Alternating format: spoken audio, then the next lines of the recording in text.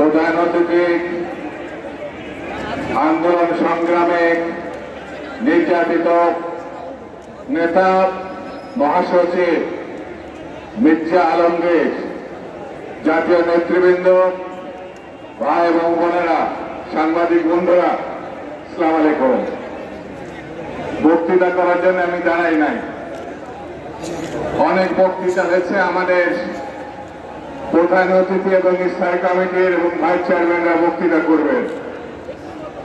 আজকের এই সমাবেশ দেখে আমার বুকটা ভরে গেছে। আজকে সংগ্রাম শুরু হলো। কথা সত্য না মিথ্যা? হাত ওঠান, উঠান। স্লোগানে স্লোগানে প্রজ্ঞাপুত্র করতে হবে। ঢাকা রাজপথ, কথা সত্য না মিথ্যা? মুক্তি মুক্তি মুক্তি চাই।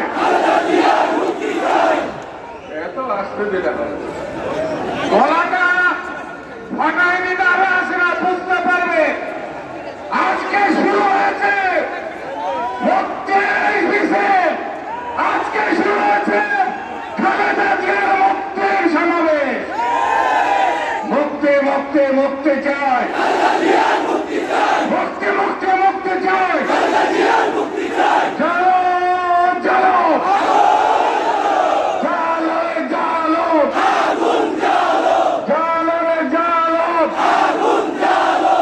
যারা স্লোগান দিলেন না, আর 2 দিন আবার আমাদের সমাবেশ বিভিন্ন জায়গায় হবে, ওই জায়গায় দিবেন।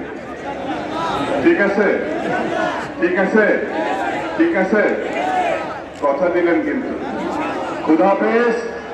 বাংলাদেশ জিন্দাবাদ।